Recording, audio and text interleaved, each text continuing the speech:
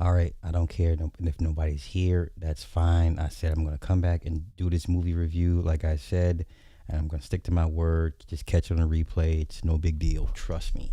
I'm not. I'm not offended. Let's go to Druski first. Let's do Druski first. I'll get into the movie review later. Let's go to Druski, another one. He just banging them out. He's just banging them out. This is Druski, the old head that never grew up or matured. This is too fucking funny because we know too many old heads. This is hip hop. Let's go. I raise all these niggas. I raise all these niggas. I raise these niggas.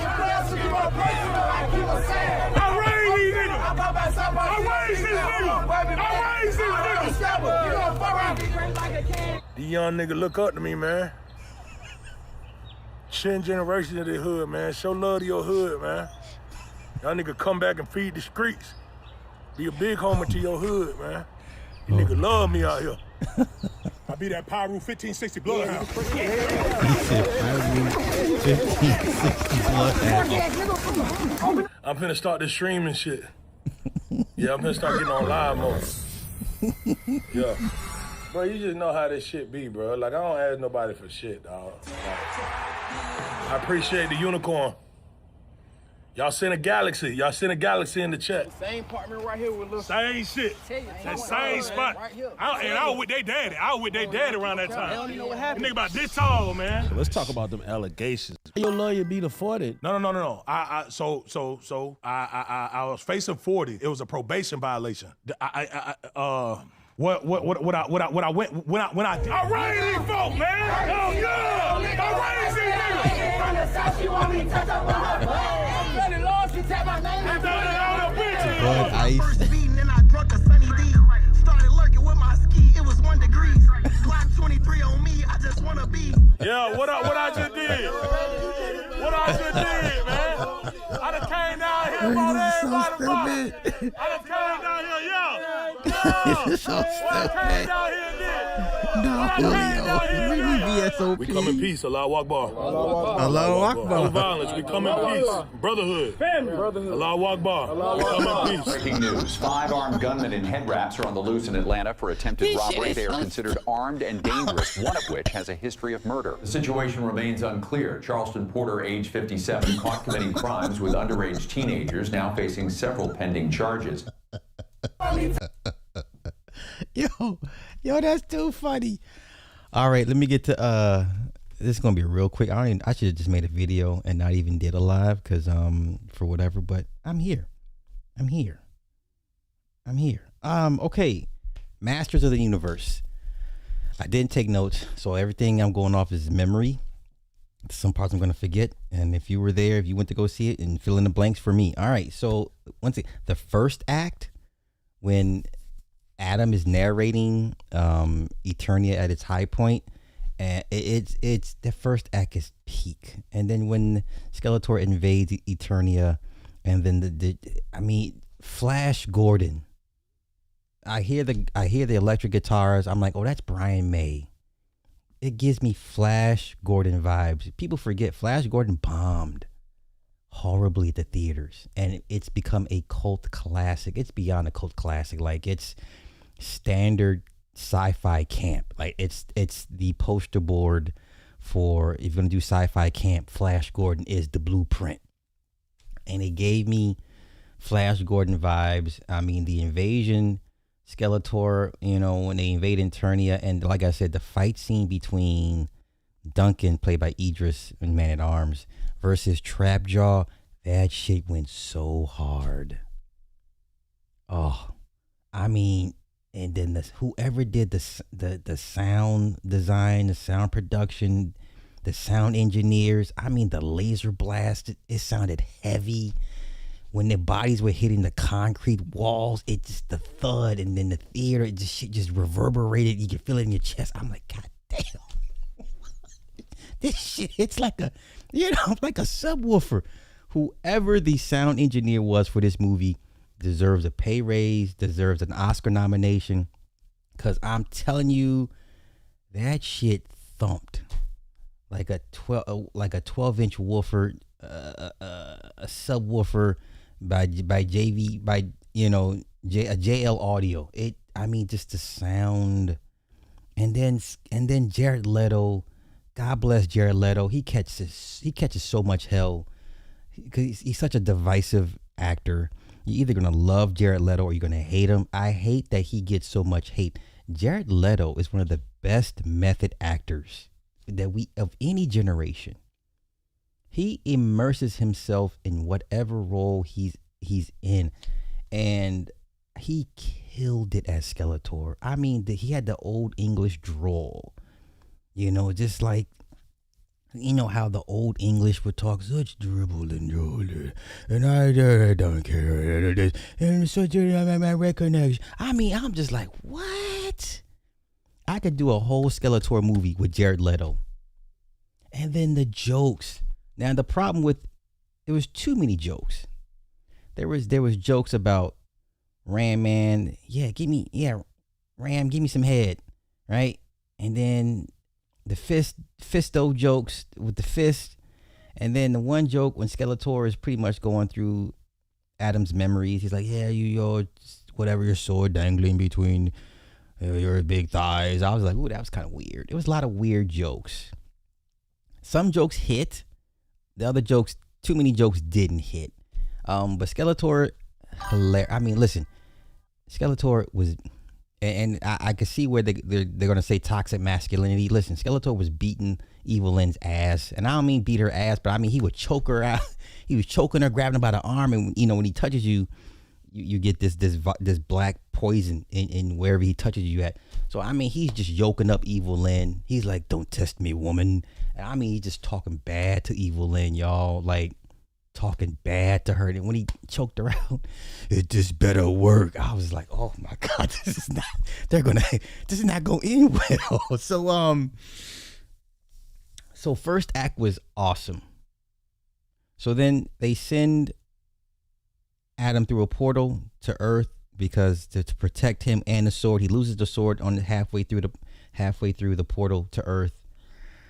Okay, so then Adam's on Earth. He works in human resources. So there's this whole theme of human resources, connecting, empathy, talking with people. You know what I'm saying? Trying to see things from the other side. You know how human resources would talk to you. Team dynamics, right? Sensitivity training, whatever. So he ends up he has a roommate.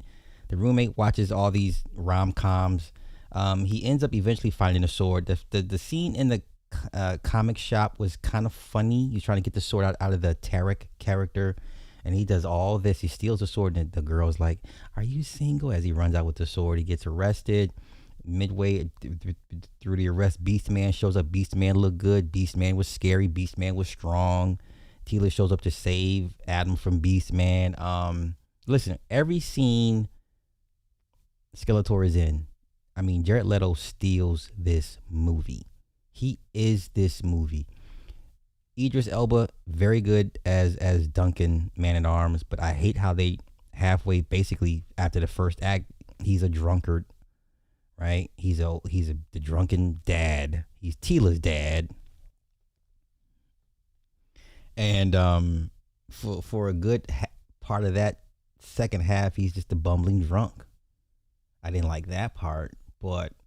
And then the names. The only reason they even got their names is because Adam had his own little names for all of the characters in his own mind. And when he's telling these people, this is how I see you. This is your name. This is your name. It just, they were like, what? What kind of name is that? This and snap, blah, blah, blah, blah, blah, blah. So second half, he transforms. The first transformation was pretty good. Dolph Lundgren makes a guest appearance when they were in the gym. He goes to the gym for the first time. It's this weird back and forth. Like, so how do I, as a newcomer, I get what they're saying. Like, as a newcomer, how should he, move forward with the role, whatever. And Dolph is like, yeah. Just put it in front of you. Everything else is a facade. He's like, what? What does that mean? Can you run that back again? He's like, no, go in peace or something like that. And he walks off. Weird. A weird cameo. Of all things to have Dolph as in the cameos, some Jim Bro, that was wasted. So this is basically a hero's journey, self-discovery, reconnection. And then third act, they bust out. So Skeletor ends up with the sword, and he locks all the heroes up. His dad, King Randall, ends up dying because during the first fight, Adam knocks a column loose, and the ceiling falls on top of his father, and they have a little heart to heart before he dies. And he ends up getting captured, thrown in prison, whatever, with all the rest of the heroes of Eternia, including his mother, because he thought they were both dead, blah, blah, blah, blah. And Skeletor's like, if you want to see your parents alive, come bring me the sword, blah, blah, blah, blah. That's how he ends up at Snake Castle. Snake Castle looked good. They find a way to break out of the jail. Oh, the first interaction between He-Man and Skeletor was weird because they spent way too much time on He-Man fighting... was it Trapjaw? For like 15 minutes. And they escape, and all of a sudden here comes Skeletor. I'm like, so where was Skeletor this whole time? When He-Man and Trapjaw were fighting for 15 minutes. Literally for 15 minutes. Here comes Evil Lyn and Skeletor after they escape. I'm like, what the hell? Anywho, third act, they're at Snake Mountain. Oh my gosh, wow. Where do I begin? Skeletor, puts the beats on him. He cracks the sword. He breaks the sword of power. Stabs him, and then, or before that, Skeletor's like, I want to see who you really are, and he goes into his mind and all his memories and stuff. And I love the transition when it goes. So he goes into Adam's mind and his past memories, and how they made these transitions was so dope. Every time his head slammed into a wall or a table, the sound was so loud. It was so jarring. It was almost a distraction. Every time a new scene and he grabbed his head and dragged him and hit him on the wall or the tape, it was so fucking loud. The sound engineer deserves a raise. That shit was beating. So the first memory is him in the room with his roommate, and then Skeletor shows up and drags him into the next scene, or his next memory. He's at work, and then here comes Skeletor in the business casual, and the HR lady's like, who is this demon? And he's like, what is this? And it's called Human Resources. Human Resources? Hilarious. And he grabs him and drags him out again, and they go to the dinner date that he had with the girl, and then here comes Skeletor in this fucking tux with the hoodie, and he picks him by the head and drags him across the floor. That shit was so loud, and that was such a cool ass transition of Skeletor going through Adam's past memories. So then he ends up breaking the story. He stabs him in the chest. Larry stabs Adam in the chest with the broken sword.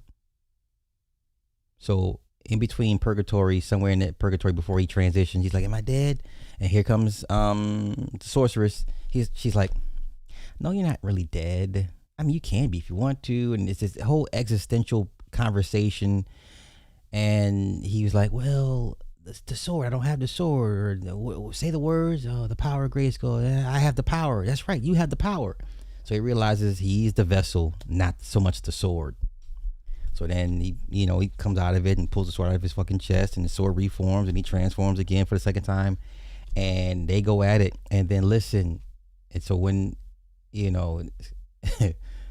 at first He-Man tries to talk to him using human resources techniques, and he's like, I don't want to hear no human resources techniques. So he's like, you don't even know how to wield the power. You don't even know how to wield it, whatever. And he's like, I do know how to wield it. And his eyes light up. He's like, oh shit, here we go.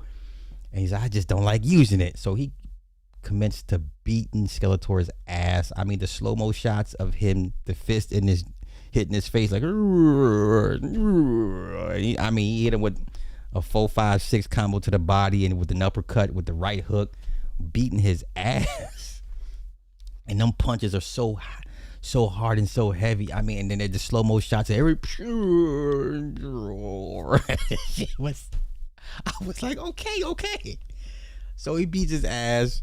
He breaks his ram staff of ram, and then it pretty much kills Skeletor. All you see is a skull. Evil Lyn runs away, and Listen, hey man, hey, I liked it. I get why everybody's upset. It's campy, and I think it was supposed to be campy. What I'm hearing is people wanted it to be like a Conan version of He-Man. You know, real gritty and surreal, and just like a Conan version of He-Man. And I'm like, is that the right approach? Because the cartoon was campy. Even the original movie with Dolph Lundgren was campy. It's like a 1960s Batman. It's like, does not take this thing too serious. And once again, Skeletor, every time he's on stage, on screen, he steals this fucking movie, man. And when he's like cracking the jokes, and he's like, "That's my crescendo," and everyone's like, huh? Oh. He's like, "That's when it's supposed to." You guys don't get it. That's my crescendo. It was so damn funny. And so getting back to the end of the movie, so 6 months later, everybody's whatever, Eternia's back, whatever, and Prince Adam is Prince Adam, but he's got the Prince of Adam attire now. Cringer is no punk in this movie. Cringer, even without the battle armor, is whooping ass. Cringer is about to eat Beast Man. Listen, Cringer, whatever you thought about Cringer from the TV show, no, this Cringer is no punk. He just don't want to be bothered. So when they, when they go to Snake Mountain, Adam's like, "Come on, Cringer." He's like, "Man, do I have to?" It's like, "Yeah." So they him and Tila ride him into Snake Mountain. So he goes at it with Beast Man. And there's a part in the movie when He-Man pretty much kills Skeletor. You see all these cut scenes of where everybody's at the moment Skeletor dies, and Cringer has literally his jaws on the head of Beast Man, like he's about to eat this motherfucker's face off. Okay, so then we get to the first post-credit scene. Orko does like a PSA. You know how they did the PSAs at the end of the movie, at the end of the TV episodes of the TV show, just like G.I. Joe and the Thundercats, Silverhawks, and He-Man. They'd be like, "Hey, this is the lesson learned today, PSA." And so Orko was like, "Hey, PSA today. Sometimes muscles doesn't mean everything, and sometimes if your face is a skeleton, that means you're the bad guy." So Orko shows up for the first post-credit. Second post-credit scene is, so you have the Queen talking with Duncan, man of arm, Idris Elba, and she's like, "I hope one day to find her, Adora," and he's like, "I'm sure she'll turn up," because remember, Adam and She-Ra, or Adora, they were twins, separated. So then we cut to Hordak, his planet, and you see She-Ra facing Hordak's castle. And because remember, She-Ra used to work for Hordak. She was his captain, Force captain. So this guy addresses her and says, "Hey, Force Captain Adora, are you ready?" And she's like, "No, I'm no longer Force captain." So that's when she rebels against Hordak, and she has her own power sword, and you kind of hear tinges of the She-Ra theme playing. Okay, so after all the credits, the last post-credit scene is you see Evil Lynn carrying Skeletor's skull, and she's laughing. So he'll be back. This movie's going to bomb so bad. And I hate that. For this thing should end up a cult classic. Would it work for IMAX? Sure. I wouldn't spend the money to see this in IMAX. The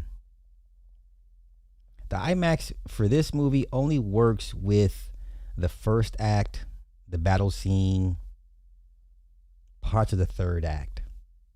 But that's not enough to justify going to spend extra money to see this thing in IMAX. I mean, it's going to look good for this movie was 2.5 hours long. It's only going to look good for about 30 minutes on IMAX. 30 minutes is all you got. I mean, the special effects, I couldn't justify spending the money to see this thing in IMAX. But this movie's going to bomb hard at the theaters. I think it's tracking between $30 to $40 million, if that. This thing should live long on PVOD. This thing should have enough camp in it to be a cult classic. Once again, this thing gave me Flash Gordon vibes. The theme song, you know how in Flash Gordon, the theme song kept playing throughout the movie, but it played in different ways. Sometimes it'd be really soft or a soft orchestral or some piano notes or this and this and that. Same thing here. The theme kept playing over and over throughout the movie, but it was just in different forms, musical forms. And like I said, you know those electric guitars. That's classic Brian May. So every time that his shit was playing, it's like, okay, here we go, let's go. I think this thing should be a cult classic. I think 10 years from now, when everybody's no longer upset at this movie, I think people are mad at this movie for the wrong reasons. For those that wanted a grittier Conan-esque version, I get it, but that's not ever what He-Man was. And I'm basing this thing off the cartoons. Now, if you're one of those comic heads, well, that wasn't what it was in the IDW comics. Nigga, this ain't off the comics. Shout out to Travis. Travis Knight is a competent director. It's the same Travis Knight that gave you Bumblebee. No one complained about that first act in Bumblebee when they was on Cybertron. So when it comes to sci-fi and fantasy, Travis Knight's your guy.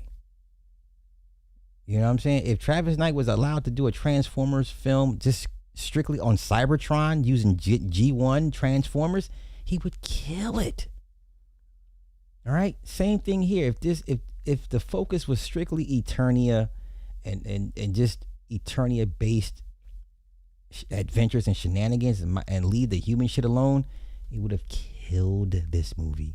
But Jared Leto is the star of this movie, bar none. Jared Leto does not deserve no hate. He does not deserve people's ire. He does not deserve the vitriol. He's too good of an actor. Y'all need to cut Jared Leto some slack. He killed it as Skeletor. I could watch a whole damn movie, just him, just talking. Listen, him using his Skeletor voice, just narrating, reading a book. I'm here for it. I would listen to an audiobook of Jared Leto playing Skeletor using that old English drawl. I'm here for it. So, this thing's gonna bomb hard, man. Where we at with it? Let's take a look. This thing is bombing hard. It doesn't deserve the hate.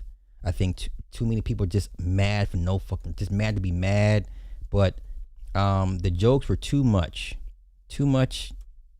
college frat humor jokes. But when the jokes were funny, they were funny.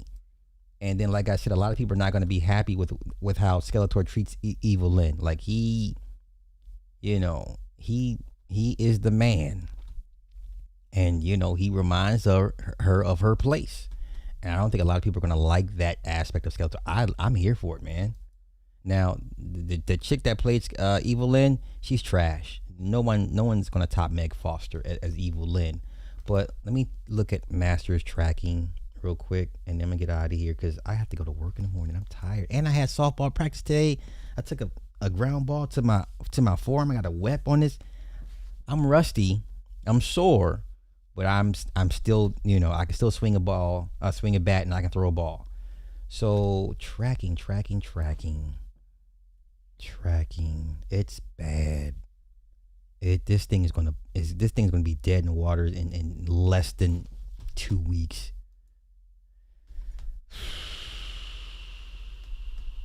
It's looking bad. It's looking bad. Once again, this thing should have a long, healthy life on streaming. It should become a cult classic just based off that alone. Let's see where we at.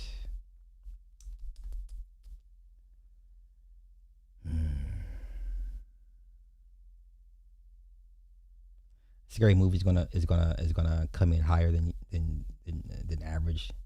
Scary Movie is gonna have a nice big opening.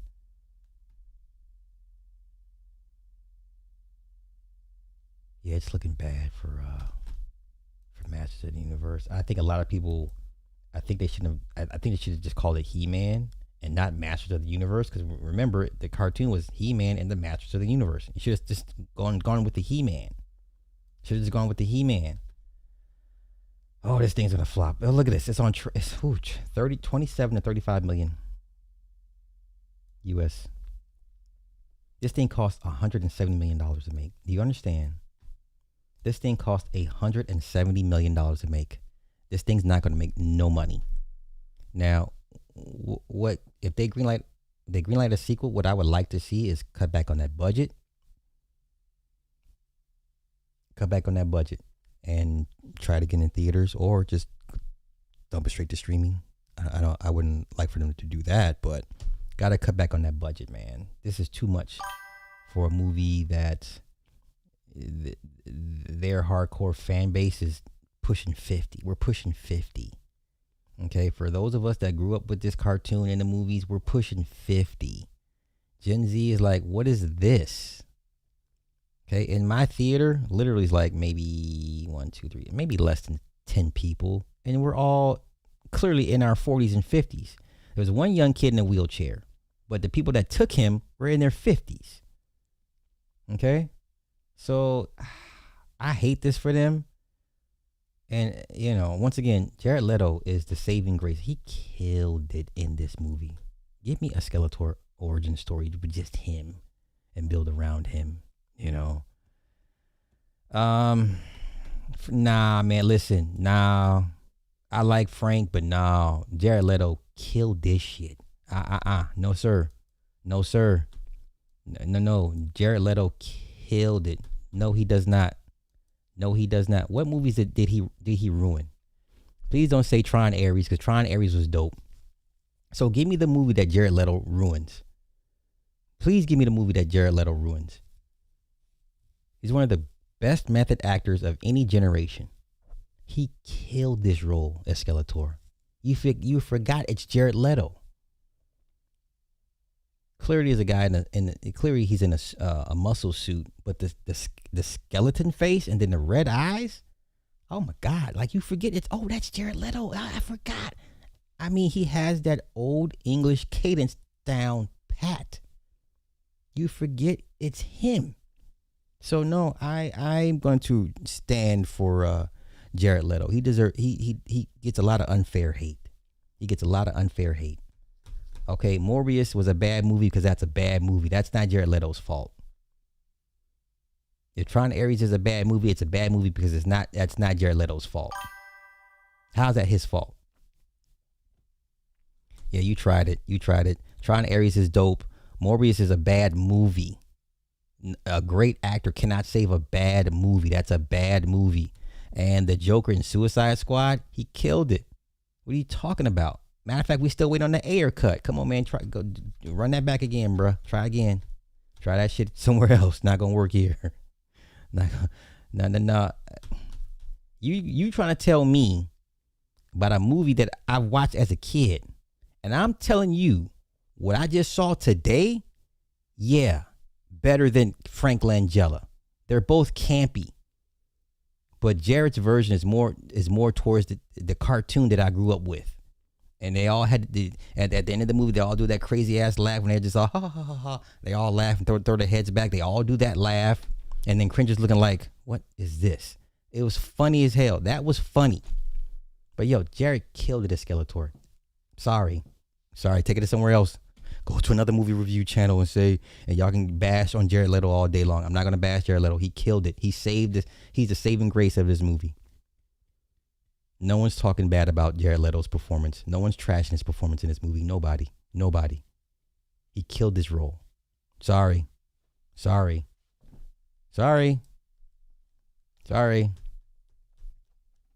all right, that's all I got. Like I said, 30 minutes. Yeah, I'm that's good enough. But this movie's gonna bomb hard, and I feel bad for everybody involved with this movie because it was decent. I enjoyed it. It gave me nostalgia, a lot of flashbacks to the original cartoon. But there are some flaws in this. It's not nowhere near perfect, but this is probably, I thought it was one of the better campy movies. I think this movie, it's campy. Once again, if you want blood and guts, the Conan version of He-Man, you're not gonna get that. And he never was that. It was never blood and guts. Okay, it was camp. All right, so that's all I got.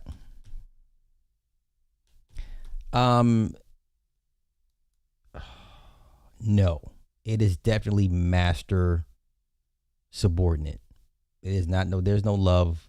Like even with the original movie with Dolph Lundgren, you caught glimpses of Skeletor and Evil Lynn had a thing, may have had a thing. In this movie, she works for him. He is the man, and he's like, "Bitch, you better do what I say." And when, like I said, when he grabs her up and he choked her, he said, "It better work."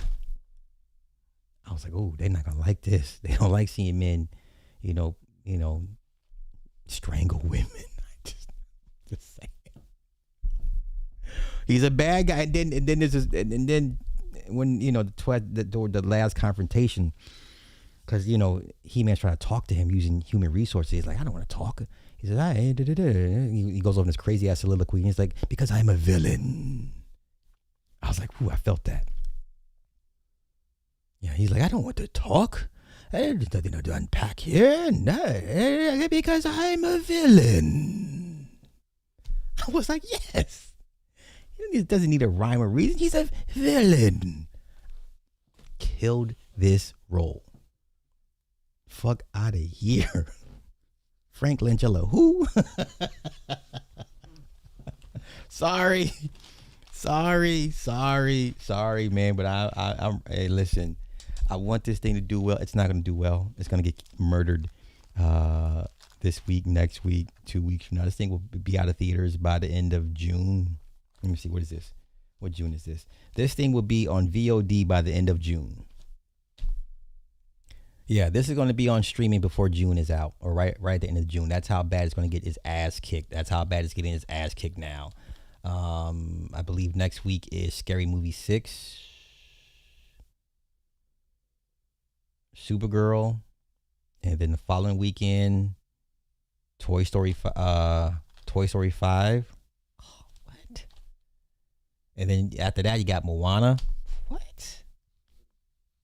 Listen, Supergirl is going to flop hard. Masters of the Universe is flopping hard. And yeah, it is what it is, man. It is what it is. So, all right, I'm out of here, y'all. I got to catch some sleep and take a shower and soak my old bones. So, I'll catch y'all tomorrow. Y'all have a good night.